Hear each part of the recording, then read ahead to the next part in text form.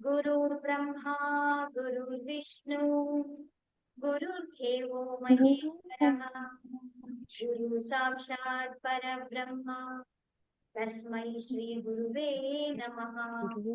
तस्मै श्री गुरुवे नमः। तस्मै श्री गुरुवे नमः। ಬ್ರಹ್ಮಾಂಡದಲ್ಲಿರುವಂತಹ ಎಲ್ಲ ದಿವ್ಯ ಶಕ್ತಿಗಳಿಗೆ ಧನ್ಯವಾದಗಳು. ನಮ್ಮ ನಿಮ್ಮ ತಂದೆ ತಾಯಿಯಂದರಿಗೆ ಧನ್ಯವಾದಗಳು. ನಮ್ಮ ನಿಮ್ಮ ಕುಲದೇವರುಗಳಿಗೆ ಧನ್ಯವಾದಗಳು. ಎಲ್ಲ ನವದುರ್ಗೆಯರಿಗೆ ಧನ್ಯವಾದಗಳು. ಬ್ರಹ್ಮ ವಿಷ್ಣು ಮಹೇಶ್ವರರಿಗೆ ಧನ್ಯವಾದಗಳು. ನಮ್ಮ ನಿಮ್ಮ ಎಲ್ಲ ಗುರುಗಳಿಗೆ ಧನ್ಯವಾದಗಳು. ಮತ್ತೆ ಸದಾ ನಮ್ಮ ಹೆಗಲ ಮೇಲೆ ಇರುವಂತಹ ನಮ್ಮ ದಿವ್ಯ ಶಕ್ತಿಗಳಿಗೆ ಧನ್ಯವಾದಗಳು. ಅವರೆಲ್ಲರ ಆಶೀರ್ವಾದ, ಕರುಣೆ, ಕೃಪೆ ಹೀಗೆ ಇರಲಿ ಅಂತೇಳಿ ನಾವು ಪ್ರಾರ್ಥನೆಯನ್ನ ಮಾಡ್ಕೊಳ್ಳೋಣ. ಇವತ್ತು ನವರಾತ್ರಿಯ ಮೊದಲನೇ ದಿನವಾಗಿದೆ. ಎಂಥ ಅದ್ಭುತವಾದಂತಹ ಧ್ಯಾನವನ್ನ ನಾವು ಶುಭ ದಿನದಲ್ಲಿ ನಾವು ಧ್ಯಾನ ಮಾಡ್ತಾ ಇದ್ದೀವಿ. ಹಾಗಾಗಿ ಎಲ್ಲರಿಗೂ ಕೂಡ ಕಲ್ಯಾಣವಾಗಲಿ ಅಂತೇಳಿ ಪ್ರಾರ್ಥನೆಯನ್ನ ಮಾಡ್ಕೊಳ್ಳೋಣ.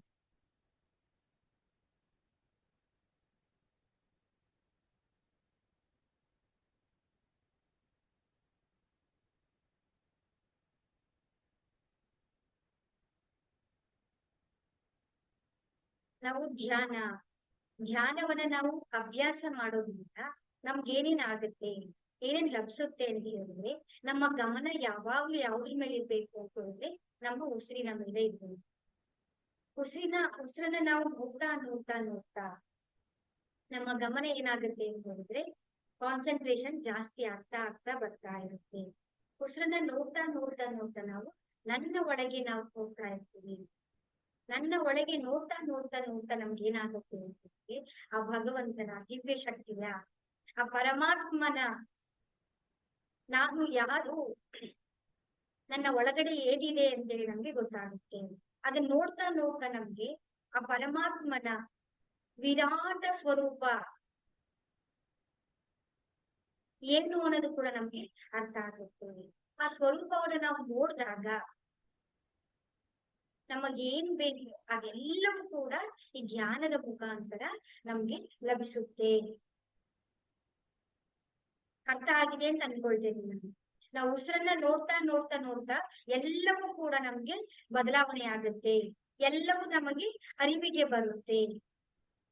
ಆ ಪರಮಾತ್ಮನನ್ನು ಕೂಡ ನಾವು ಕಾಣಬಹುದು. ಬರೀ ಪರಮಾತ್ಮನನ್ನ ಕಾಣೋದಲ್ಲ, ಆ ಪರಮಾತ್ಮನ ವಿರಾಟ ರೂಪ, ಆ ಸ್ವರೂಪವನ್ನೇ ನಾವು ನೋಡಬಹುದು. ನೋಡ್ದಾಗ ಏನ್ ಮಾಡ್ಬೋದು, ನಮಗೇನ್ ಬೇಕು ಅದನ್ನ ತಿಳ್ಕೊಳ್ಳುವಂತ ಜ್ಞಾನ, ಅರಿವು ನಮಗೆ ಉಂಟಾಗುತ್ತೆ. ಹಾಗಾಗಿ ನಾವೆಲ್ಲರೂ ಕೂಡ ಇವಾಗ ಧ್ಯಾನವನ್ನ ನಾವು ಮಾಡೋಣ. ಇವತ್ತು ಎಂತ ಶುಭ ದಿನ ಆಗಿದೆ. ಶುಭ ದಿನದಿಂದನೇ ನಾವು ಧ್ಯಾನವನ್ನ ಕಲ್ತ್ಕೊಳ್ತಾ ಬರೋಣ. ನಾವು ಧ್ಯಾನವನ್ನ ಮಾಡುವಾಗ ಏನ್ ಮಾಡ್ಬೇಕು ಅಂದ್ರೆ, ಒಂದರ ಒಳಗಡೆ ನಿಮ್ಮ ಕೈಗಳನ್ನ ಜೋಡಿಸಿ ಕೋಮಲತೆಯಿಂದ ನಿಮ್ಮ ತೊಡೆಯ ಮೇಲೆ ಕೈಗಳನ್ನ ಇಟ್ಕೊಳ್ಳಿ. ನಿಧಾನವಾಗಿ ಕೋಮಲತೆಯಿಂದ ಕಣ್ಣನ್ನ ಮುಚ್ಕೊಳ್ಳಿ. ನೀವು ಸೋಫಾ ಮೇಲಾದ್ರೂ ಕೂತ್ಕೊಂಡು ಧ್ಯಾನ ಮಾಡ್ಬೋದು, ಕುರ್ಚಿಯ ಮೇಲಾದ್ರೂ ಕೂತ್ಕೊಂಡು ಧ್ಯಾನ ಮಾಡ್ಬೋದು, ನೆಲದ ಮೇಲಾದ್ರೂ ಕೂತ್ಕೊಳ್ಬಹುದು. ನಿಮಗೆ ಎಲ್ಲಿ ಆರಾಮ್ ಅನ್ಸುತ್ತೋ ಅಲ್ಲಿ ನೀವು ಕೂತ್ಕೊಂಡು ಧ್ಯಾನವನ್ನ ಮಾಡಬಹುದು. ಕೆಲವೊಂದು ಸಲ ಕೆಲವರಿಗೆ ಕೂತ್ಕೊಂಡು ಮಾಡಕ್ ಆಗಲ್ಲ ಅಂತ ಹೇಳಿದ್ರೆ ಮಲಗಿಕೊಂಡು ಕೂಡ ನಾವು ಧ್ಯಾನವನ್ನ ನಾವು ಮಾಡಬಹುದು.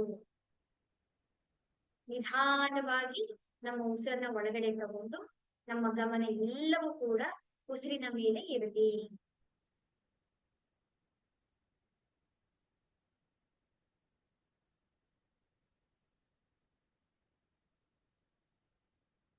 ನಿಧಾನವಾಗಿ ಉಸಿರನ್ನ ಹೊರಗೆ ಬಿಡಿ.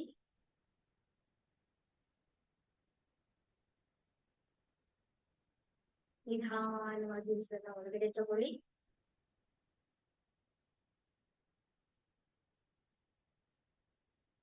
ನಿಧಾನವಾಗಿ ಉಸಿರನ್ನ ಹೊರಗೆ ಬಿಡಿ.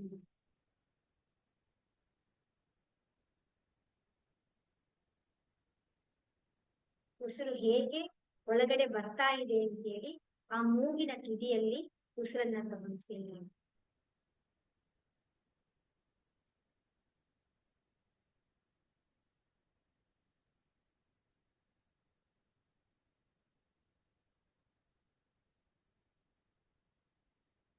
ಒಳಗೆ ಬರುವಂತ ಉಸಿರು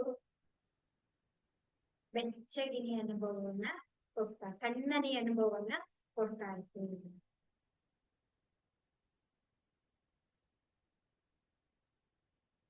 ಹೊರಗೆ ಹೋಗುವ ಉಸಿರು ಬೆಚ್ಚಗಿನ ಅನುಭವವನ್ನ ಕೊಡ್ತಾ ಇದ್ದೇವೆ. ಜಸ್ಟ್ ಅದನ್ನ ಹಾಗೆ ಗಮನಿಸಿ.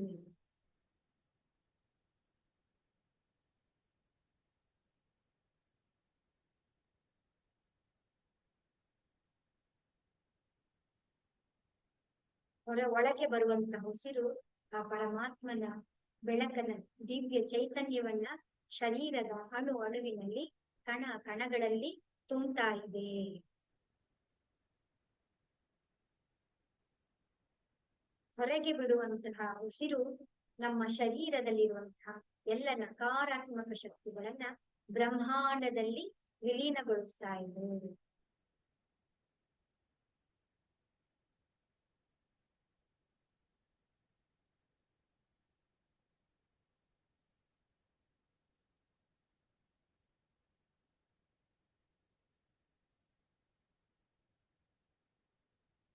ಒಳಗೆ ಬರುವ ಉಸಿರು ನಮ್ಮ ಇಡೀ ಶರೀರಕ್ಕೆ ಚೈತನ್ಯವನ್ನ ತುಂಬ್ತಾ ಇದೆ.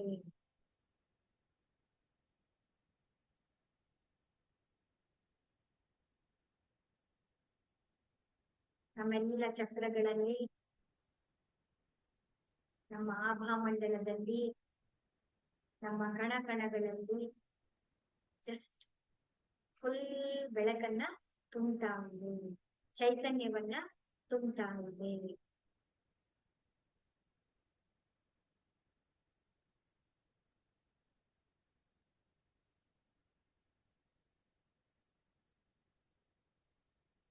ಇಲ್ಲಿ ಯಾವುದೇ ಪ್ರಯತ್ನ ಇಲ್ಲದೆ ಉಸಿರನ್ನ ಒಳಗೆ ತಗೊಳ್ಳೋದಾಗ್ಲಿ ಹೊರಗಡೆ ಬಿಡೋದಾಗ್ಲಿ ಮಾಡುವುದಿಲ್ಲ. ತನಗೆ ತಾನೇ ಸ್ವಾಭಾವಿಕವಾಗಿ ಉಸಿರು ಒಳಗಡೆ ಬರ್ತಾ ಇದೆ. ನಮ್ಮ ಪ್ರಯತ್ನ ಏನು ಮಾಡೋದಿಲ್ಲ, ಎಫರ್ಟ್ಲೆಸ್ ಆಗಿ.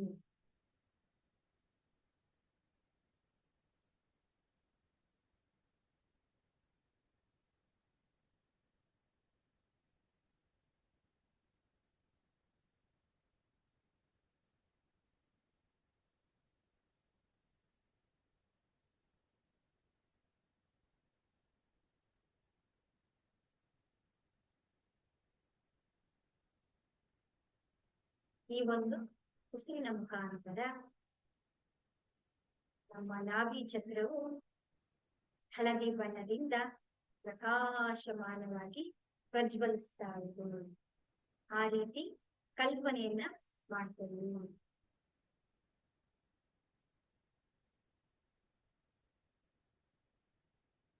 ನಾಭಿ ಚಕ್ರದ ಈ ಒಂದು ಹಳದಿ ಬೆಳಕು ಸ್ವಾಧಿಷ್ಠಾನ ಚಕ್ರವನ್ನ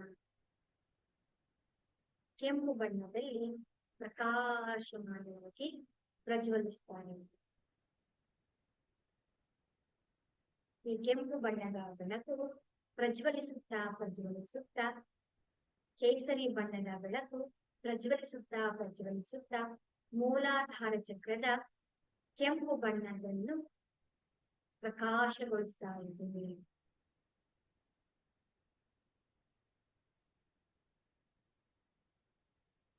ಅತ್ಯಂತ ಪ್ರಕಾಶಮಾನವಾಗಿ ದಿವ್ಯತೆಯಿಂದ ಪ್ರಜ್ವಲಿಸುತ್ತಿರುವಂತಹ ಈ ಬೆಳಕು ಹರಡುತ್ತಾ ನಮ್ಮ ಎದೆಯ ಚಕ್ರವನ್ನ ಪ್ರಜ್ವಲಿಸ್ತಾ ಇದೆ. ಈ ಒಂದು ದಿವ್ಯ ಚೈತನ್ಯ ಹರಡುತ್ತಾ ಪ್ರಜ್ವಲಿಸುತ್ತಾ ನಮ್ಮ ಸ್ವಾಧಿಷ್ಠಾನ ವಿಶುದ್ಧಿ ಚಕ್ರವನ್ನ, ಗಂಟಲಿನ ಚಕ್ರವನ್ನ ಟಚ್ ಮಾಡ್ತಾ ಇದ್ದೇವೆ. ಅದು ಕೂಡ ಪ್ರಕಾಶಮಾನವಾಗಿ ಪ್ರಜ್ವಲಿಸ್ತಾ ಇದೆ.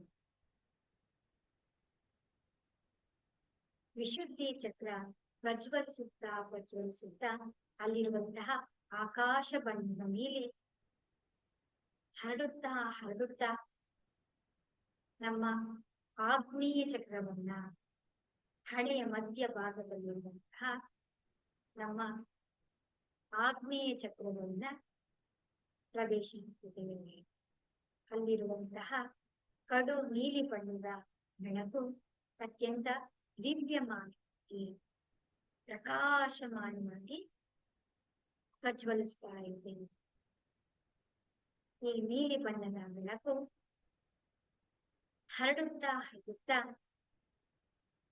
ನಮ್ಮ ಸಹಸ್ರಹಾರ ಚಕ್ರದ ನೇರಳೆ ಬಣ್ಣದ ಬೆಳಕು ದಿವ್ಯವಾಗಿ ಅತ್ಯಂತ ಪ್ರಕಾಶಮಾನವಾಗಿ ಬೆಳಗ್ತಾ ಇದೆ.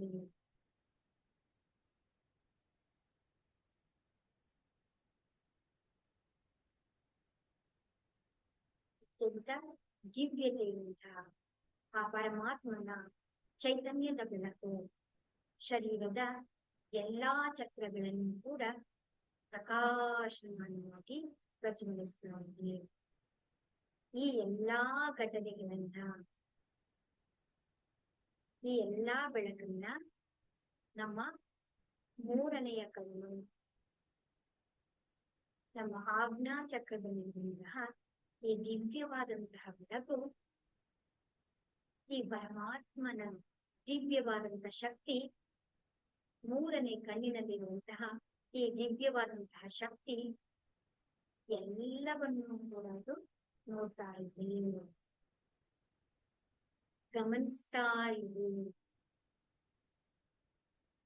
ಈ ಮೂರನೇ ಕಣ್ಣಿನಲ್ಲಿ ಅತ್ಯಂತ ಪ್ರಕಾಶಮಾನವಾದಂತಹ ದಿವ್ಯವಾದಂತಹ ಆ ಪರಮಾತ್ಮನ ಆಶೀರ್ವಾದದ ಬೆಳಕು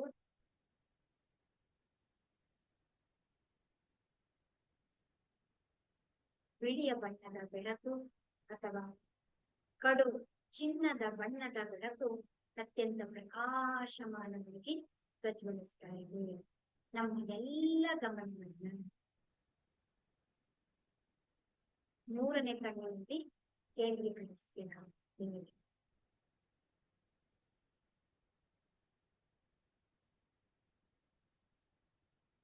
ಈ ಮೂರನೇ ಕಣ್ಣಿನ ದಿವ್ಯವಾದಂತಹ ಬೆಳಕು ಏನ್ ಕಾಣಿಸ್ತಾ ಇದೆ, ಈ ಬೆಳಕಿನ ಎಲ್ಲಿಗೆ ನನ್ನನ್ನ ಕರ್ಕೊಂಡು ಹೋಗ್ತಾ ಇದೆ, ಸೂಕ್ಷ್ಮವಾಗಿ ಗಮನಿಸ್ಬೇಕು.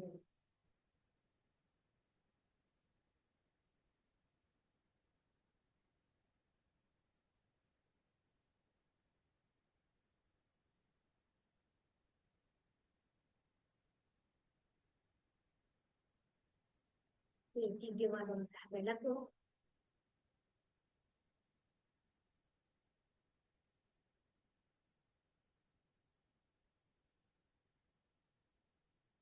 ನೀವು ಆರಾಧನೆ ಮಾಡುವಂತಹ ನಿಮ್ಮ ದೇವರು ನಿಮ್ಗೆ ಕಾಣ್ತಾ ಇಲ್ಲ, ಇಷ್ಟವಾದಂತ ದೇವರು ನಿಮ್ಮ ಏನ್ ಕಾಣ್ತಾ ಇದೆ ಅಂತ ನೋಡ್ಬೇಕು. ನೀವು ಗುರುಗಳು ಕಾಣ್ತಾ ಇದ್ದಾರಾ, ಇಷ್ಟ ದೇವರು ನಿಮ್ಗೆ ಕಾಣಿಸ್ತಾ ಇದ್ದಾರಾ, ನಿಮ್ಮ ಕುಲದೇವರು ಕಾಣ್ತಾ ಇದ್ದಾರಾ,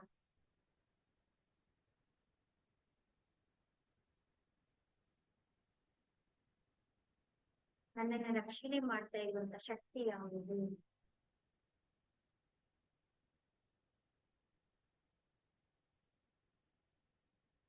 ಸೂಕ್ಷ್ಮವಾಗಿ ಆ ಒಂದು ಮೂರನೇ ಕಣ್ಣಿನಿಂದ ಆ ಬೆಳಕು ಎಲ್ಲಿ ಕರ್ಕೊಂಡು ಹೋಗ್ತಾ ಇದೆ, ಏನನ್ನ ನನಗೆ ತೋರಿಸ್ತಾ ಇದೆ,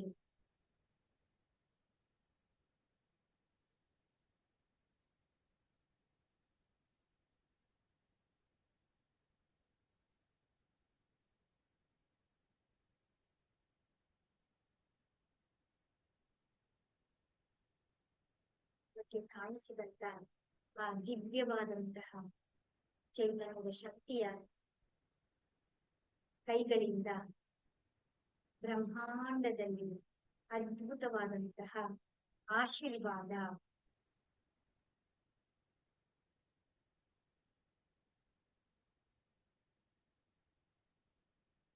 ಇಡೀ ಶರೀರವನ್ನ ಆವರಿಸ್ಕೊಂಡಿದೆ. ಬ್ರಹ್ಮಾಂಡದಿಂದ ಒಂದು ಆಶೀರ್ವಾದದ ಬೆಳಕು ಟಾರ್ಚ್ ರೀತಿಯಲ್ಲಿ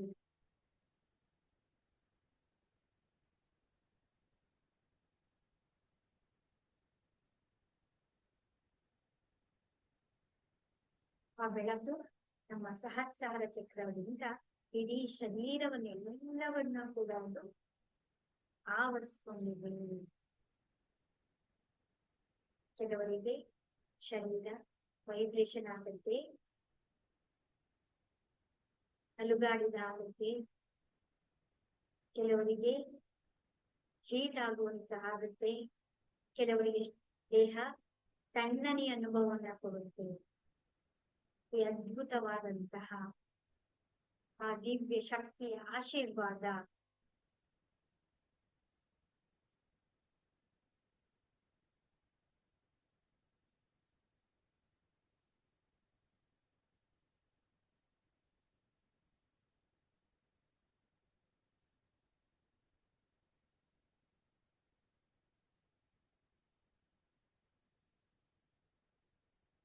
ಆ ಚೈತನ್ಯದೊಂದಿಗೆ ನೀವು ಮಾತಾಡ್ಬೋದು.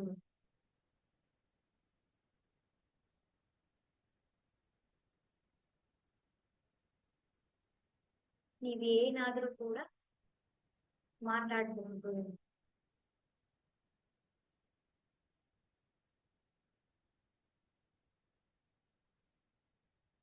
ನವರಾತ್ರಿಯ ಮೊದಲನೆಯ ದಿನ ಎಂತ ಅದ್ಭುತವಾದಂತಹ ಆಶೀರ್ವಾದವನ್ನ ನಾವು ಪಡ್ಕೊಳ್ತಾ ಇದ್ದೀವಿ.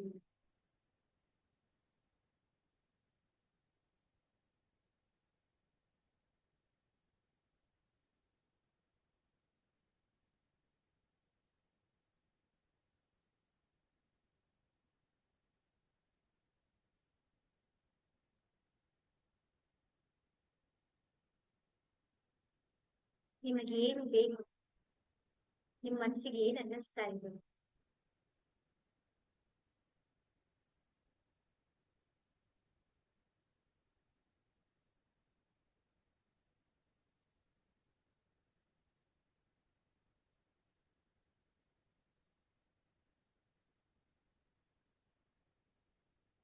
ಎರಡು ಕೈಗಳಿಂದ ಕೂಡ ಆ ದಿವ್ಯವಾದಂತಹ ಬೆಳಕು ಆಶೀರ್ವಾದದ ರೂಪದಲ್ಲಿ ಇಡೀ ಶರೀರವನ್ನ ಆವರಿಸಿಕೊಂಡಿದೆ. ಆವರಿಸಿಕೊಂಡಂತ ಈ ದಿವ್ಯವಾದಂತಹ ಬೆಳಕು ನಿಧಾನವಾಗಿ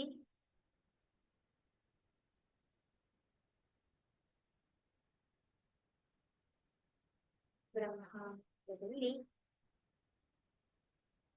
ವಿಲೀನವಾಗ್ತಾ ಇದೆ. ಪ್ರಕಾಶಮಾನವಾದಂತಹ ಬೆಳಕು ನಿಧಾನವಾಗಿ ವಾಪಸ್ ಹೋಗ್ತಾ ಇದೆ.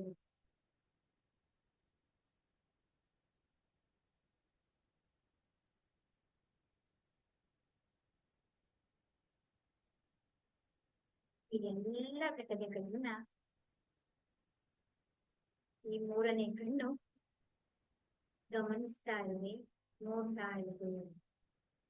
ಸಹಜವಾಗಿ ಸ್ವಾಭಾವಿಕವಾಗಿ ನಿಮ್ಮ ಗಮನವನ್ನ ಮೂರನೇ ಕಣ್ಣಿನ ಹತ್ತಿರ ತಗೊಂಡು ನಿಧಾನವಾಗಿ ವಾಪಸ್ ಬಂದು ನಿಮ್ಮ ಗಮನವನ್ನ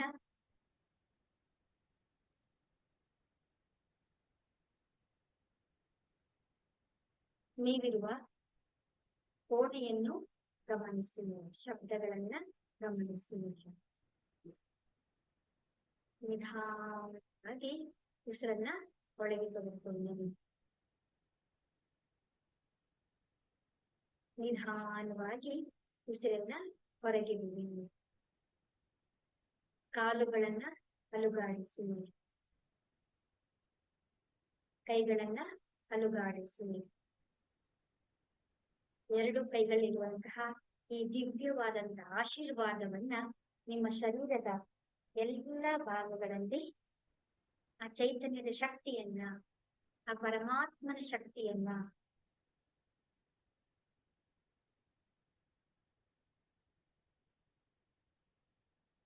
ನಿಮ್ಮ ಎಲ್ಲ ಕೈಗಳಲ್ಲಿ, ನಿಮ್ಮ ಶರೀರದ ಎಲ್ಲ ಭಾಗಗಳಲ್ಲಿ ಹರಡಬಹುದು. ಕೈಗಳನ್ನು ನಮಸ್ಕಾರ ಮುದ್ರೆಯಲ್ಲಿ ತಂದು ಈ ವಿಶ್ವದಲ್ಲಿರುವಂತಹ ಎಲ್ಲ ದಿವ್ಯ ಆತ್ಮಗಳಿಗೆ ಒಳ್ಳೆಯದಾಗ್ಲಿ, ಎಲ್ಲ ಆತ್ಮಗಳಿಗೆ ದಿವ್ಯ ಆಧ್ಯಾತ್ಮಿಕ ಉನ್ನತಿಯಾಗಲಿ, ಎಲ್ಲರಿಗೂ ಕೂಡ ಕಲ್ಯಾಣವಾಗಲಿ. ಜೈ ಶ್ರೀ ಕೃಷ್ಣ.